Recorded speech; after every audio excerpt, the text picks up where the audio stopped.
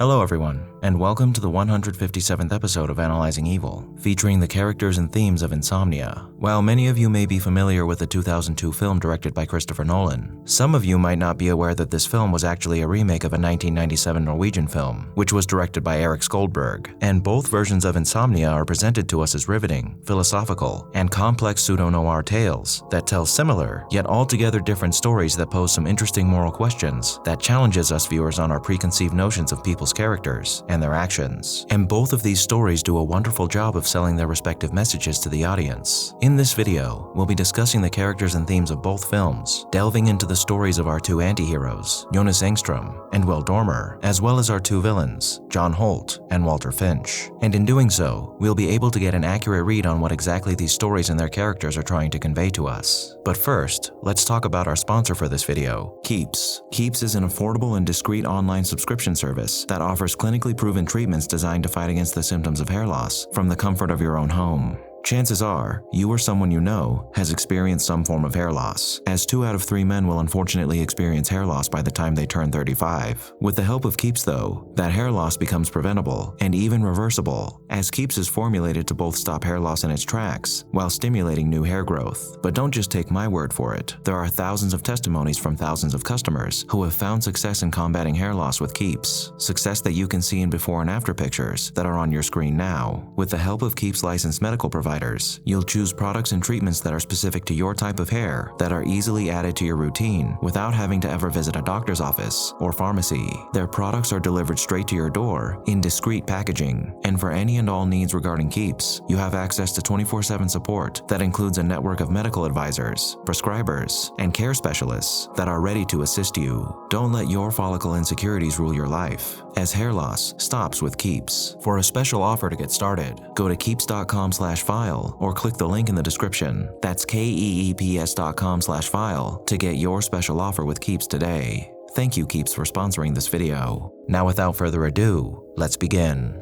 I typically don't do this, but it's important that you know what these stories are about before we go any further. So for those of you who aren't aware of its contents, I'm going to provide you with a short synopsis. Both versions of Insomnia's stories are centered around 2 cops who are tasked with traveling to a remote location to solve the murder of a young girl. In the process, the lead detective on the case accidentally kills their partner when pursuing the primary suspect. Rather than admit to their wrongdoing, these cops choose to cover up their involvement in the shooting. And it's this cover-up attempt that has them experiencing varying forms of guilt and regret that then leads them to developing severe insomnia. And because the murder suspect they were pursuing witnessed this killing and is actively blackmailing them in order to get the cops off their trail, these 2 detectives end up forming an uneasy alliance with the man they were tasked with apprehending. Now that should give you a sufficient enough understanding of this story for you to keep up with the details I'm about to mention. So with that out of the way, let's start off by discussing and comparing the 2 anti-heroes of our respective stories, Jonas Engström and Will Dormer. Now, Jonas Engström is a former Swedish cop with no family who's chosen to exile himself to Norway after he was found sleeping with a witness. Despite this, Jonas is considered an excellent detective, and he quickly found employment in the Oslo Police Department upon moving to Norway. And throughout this story, he shows himself to be a man with a keen attention to detail and capabilities that far exceed those of his colleagues. As far as his overall personality is concerned, it's a bit dry, relaxed, and matter-of-fact. And though there are a few times when Jonas shows an outburst of emotion, mainly due to his ongoing psychosis brought on by his insomnia, he more often than not presents himself as a stoic. Will Dormer, on the other hand, is more animated, humorous, and amiable, a man who displays bursts of anger, joy, and laughter at various points in his story. Though just like Jonas, his insomnia has a maddening effect on his psyche that alters his personality as the film progresses. In a similar vein as Jonas's career status and familial status, Will is a man without any family, and at the time this story begins, he is currently under investigation by the Internal Affairs Division of the LAPD because of the underhanded tactics he's used to bring suspected criminals to justice. And because of this, he, along with his partner Hap Eckhart, are sent to investigate a murder in Nightmute, Alaska, so they won't cause any trouble back home during the investigation. However, where Jonas and Will really differ is their overall moral designation. Jonas is painted as a creep, a man whose sexual indiscretion cost him his job and who shows himself to be sexually aggressive and perverse on a few different occasions. Will, on the other hand, has a strong moral compass and a relatively stout character, but he's misguided in the way that he chooses to approach justice and fight evil. Will is given just as much opportunity to be a creep as Jonas is, but Will remains honorable and respectful whenever the opportunity for perversion presents itself. Now, if we take a look at the villains of each film, John Holt and Walter Finch, we also find some key similarities between the two, yet also some very stark differences. John Holt is a lonely and moderately successful crime novelist who shares many similarities with Jonas. He's blunt, bland, and his quiet and unnerving intensity gives us the impression that something isn't quite right with him. Walter Finch is a lonely and moderately successful crime novelist as well, but he seems to be much more well-adjusted than John is. Walter is also quiet, but his quiet is more awkward and almost innocent, rather than unnerving. We're given much more exposure to Walter through the numerous phone conversations he has with Will. And though John and Walter share the distinction of being devious in their attempts to blackmail the investigators pursuing them, Walter outwardly plays the hapless and forlorn innocent better than John does, and Walter is far more manipulative and covertly insidious than John is. However, all of who these men are as individuals isn't enough to condemn them as being either good or evil, as like everyone else, it's what they do that defines their placement on the spectrum of morality. John and Walter are both guilty of the exact same crime, coveting a young woman who admired their writing, who then came to them as interested readers, who they then murdered after these girls refused their advances. Both claim that the murder was an accident, however the veracity of that claim is questionable. In John's case, the murder probably was an accident, as though he was assaulting her and was perhaps intending to force Tanya to have relations with him. It would appear that in the process of throwing her around, he accidentally shoved her against a wall with a nail sticking out of it, which then killed her. Walter, on the other hand, beat Kay to death over the course of 10 minutes, and while he might not have intended to kill her while he was beating her, that 10-minute time frame calls into question how a man could dish out a beating for so long and not realize that he was killing the person he was giving it to. Now, how they arrived at the point where they were in a position to murder a young girl is found in their isolation and loneliness. Both John and Walter live alone in a lonely world of never-ending nights and days, and when these beautiful young girls presented themselves as admirers of their work, their long-lost spark of joy that's derived from human connection was ignited within them. And like so many lonely men who are greeted with sudden female attention, their minds instantly gravitated towards pursuing these girls romantically. Over the course of what seems to have been several months, John and Walter met with these girls on a regular basis and showered them with gifts and attention, taking advantage of their vulnerability in regard to their relationships with their abusive boyfriends and attempting to steer their relationship in a romantic direction. When these girls came to them after having a big fight with their boyfriends, John and Walter saw their chance to use their grief as an inroad into their hearts, and they tried to initiate physical intimacy, which these girls swiftly and rightfully rejected and then proceeded to laugh at. After all, why shouldn't they laugh? It is a ridiculous thought. A middle-aged man who they come to see as a mentor getting wrapped up in a moment of swirling emotions and attempting to initiate romance with an underage girl. And perhaps in another life, John and Walter may have had the wherewithal to understand the absurdity of their actions and laugh alongside them, but they didn't. These lonesome men who had been ground down by the numbing world around them couldn't handle this perceived insult to their characters, and the quiet rage that had been building over the many years of their isolated existence burst like a dam in this moment. So these are the circumstances that tie John and Walter to Jonas and Will respectively, and with the particulars of their characters and actions in mind, we can now examine the actions of Jonas and Will. Let's first take a look at two similar scenarios we find both of them in that they handle differently from one another: the interrogation and intimidation of the murder victim's best friend, and the fabrication of ballistic evidence. When both of them are driving these girls to the dump where their friend's body was dropped by the killer, they're presented with an opportunity to engage in relations with these underage girls. Will refuses Tanya's advances, but Jonas decides to take it upon himself to advance upon Freya, and he proceeds to fondle her while he's driving. Now, we have no way of knowing whether or not this is a delusion brought on by his insomnia, but even if it is, his thoughts highlight how Jonas is a corrupt man who fosters some sickening demons within him, and one has to wonder just where his deviant behavior has taken him and who he's hurt along the way. Now let's take a look at the dog scene. In both films, when shooting their partners, Jonas and Will shoot them with their own guns. In order to absolve themselves of guilt in this scenario, they try to blame the shooting on the murderer they were chasing, but that would require their partners to have been shot with the murderer's gun. So, to stop their lives from being discovered via ballistic evidence, they both endeavor to replace the bullet found in their partner's body with a bullet from the killer's gun. And to make it believable, they need to fire their gun into flesh, as providing a fresh bullet, or one that's been fired into something else, would give away that it was falsified. So, both of these men choose to fire the killer's gun into a dog. The caveat here, though, is that Jonas lures a stray dog to him and kills it, whereas Will fires the gun into a dog's corpse. Now, it's possible that Will would have taken the same course as Jonas here and killed a live animal. And both of these actions are wrong, considering they're taken to facilitate a criminal conspiracy. But these differences go a long way in highlighting what kind of men Jonas and Will are. Will obviously has a morally gray streak to him, but he tries to be an upstanding man and cop whenever he can be, despite the questionable things he does to absolve himself of guilt for the killing of Hap, which is evident in the way he handles this situation. Jonas, on the other hand, makes the choice to kill a dog with seemingly little thought put into the matter. To be fair, he could have put some thought into it, but without any knowledge of those thoughts. It appears to us as if Jonas simply had the idea to recreate the same conditions for the bullet, and then immediately after thought to himself, "Oh yeah, that dog I saw the other day, that'll work," which aligns pretty well with his character. These two separate approaches to the same situations definitely highlights the questionable characteristics of each of these men that we've already discussed. But it's the cover-up of their own accidental crime, the cover-up of John and Walter's crimes, and the reasons behind these cover-ups that really drive home the faults in these men. We're never really given any solid motivation for Jonas choosing to cover up the killing of his partner. Obviously, there's the standard desire to stay out of trouble that any person feels when they've done something wrong. But outside of that, we're never given any indicators from Jonas in the story as to why he didn't admit to his wrongdoing.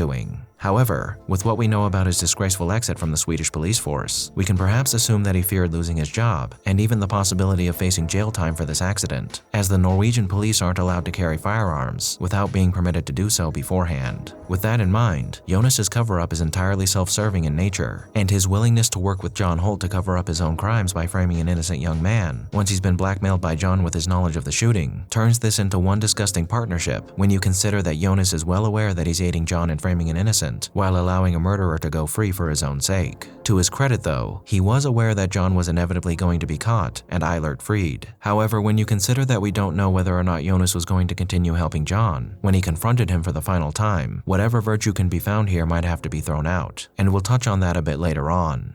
For Will, while engaging in this cover-up is still self-serving, his desire to absolve himself of any wrongdoing also comes from a more virtuous place, as he's not just worried about himself here, but about the dozens of criminals that could potentially go free should it be revealed that he killed Hap. As due to the IA currently investigating him for tampering with evidence, he would undoubtedly be accused of murdering Hap because he was willing to come clean, which would then paint him as a murderer, as well as a shady cop, due to the possibility of falsified evidence having been used in their cases. In contrast to Jonas, Will does deserve some credit for planning to convict Walter and absolve Randy of any guilt in the process. As though he was working with Walter, he was not nearly as sympathetic towards him as Jonas was to John, and we do know that he truly planned on bringing him to justice, despite what he'd done already to keep him free. So with everything we've discussed in mind, what are the overarching themes that these characters and their stories present us? As far as John and Walter's stories are concerned, they're lessons in what loneliness can do to a person, how the lack of human interaction can lead to over-attachment to the first person that looks your way, which then can lead to horrific things occurring once their fantasized intentions are struck down by the people they've invested so much of their emotional energy in.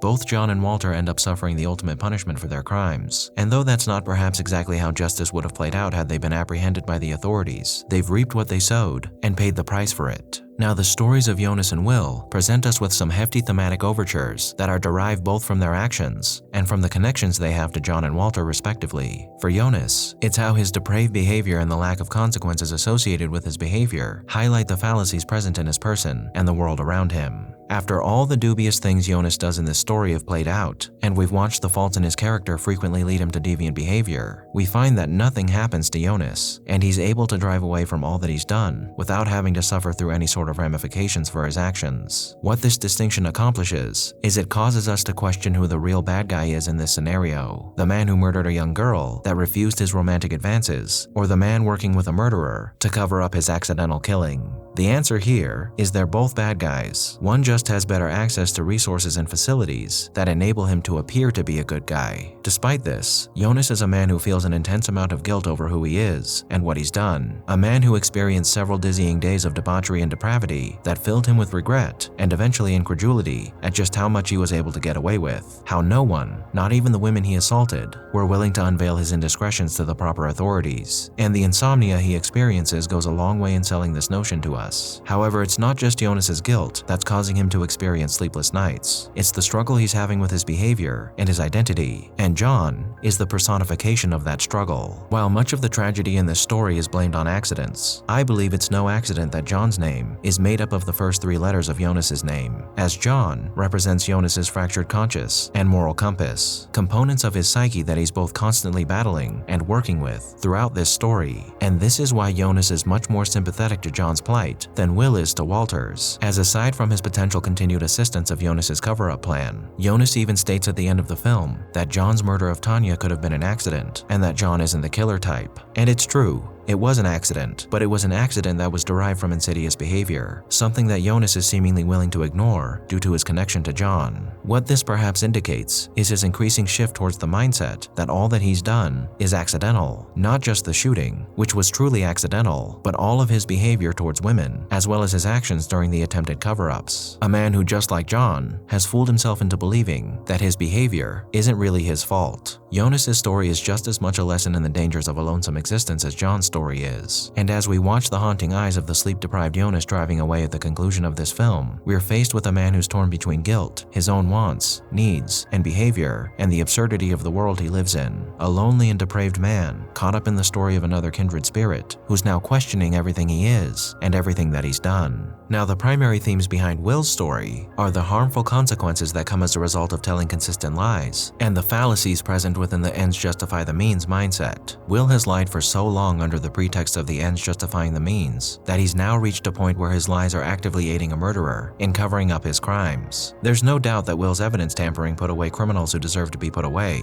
but how many innocents did he condemn to a cell by manufacturing crimes they didn't commit? We'll never know, but alongside the overwhelming damage you can cause to your life and the lives of the people around you by consistently lying, that's the biggest downside in engaging in this type of behavior. As flawed as all the justice systems across the world can be, when you endeavor to bring someone to justice for their crimes, you should always base your convictions off of true evidence and the facts. As I believe the mantra innocent until proven guilty is something that should be sacred, and in order to prove someone to be guilty, you need to look at the proof and nothing but the proof. As Rachel noted when Will was pouring his heart out to her, I guess it's about what you thought was right at the time and what you're willing to live with. And while that may be true to an extent, one's problematic choices, no matter how noble they may seem in the moment, are always liable to come back to bite you in the end, and any suffering you may experience as a result of the decisions you made can only be blamed on yourself. As far as Will's relationship to Walter, Walter is the personification of all of Will's lies and what those lies have led him to. Unlike Jonas, Will doesn't sympathize with Walter. He hates him, not just because he's a murderer, but because Walter is a living reminder of what path his lies have taken him down. A path that ended with Will Dormer, a dedicated servant of justice, working with a murderer to cover up his own killing, as well as a murderer. It's his guilt, regret, and the predicament he now finds himself in due to his own actions that keep him up at night. A man who tried to be a force of good in the world, who unfortunately fell flat in that regard, and was made to suffer the consequences of his actions. So I believe that's everything that these stories were aiming to convey to us, and what the constant light present in these films imparts upon us is that evil doesn't live solely in the dark. Sometimes it's the blinding light that shines upon the crimes of the guilty that can amplify the evil of any given situation. And for the guilty, that light can similarly amplify their feelings of regret and guilt, a constant beacon reminding them of who they are and what they've done that doesn't allow them to hide from their feelings. Light that plagues the mind and throws your conscience into turmoil. And even when we're trying to do good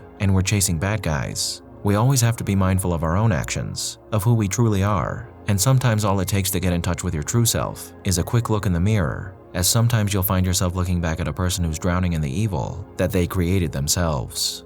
Thank you all for tuning in to this episode of Analyzing Evil, and I hope you've enjoyed. What are your thoughts on these films and these characters? Did I miss anything? Let me know down below, and leave a suggestion for a villain you'd like to see featured while you're at it. If you liked this video, hit that thumbs up button, and make sure to subscribe if you haven't already. A big thank you to all of my subscribers, to my patrons, and to anyone who's decided to honor me with a super thank. And a most vile thank you to those whose names you're seeing on screen now.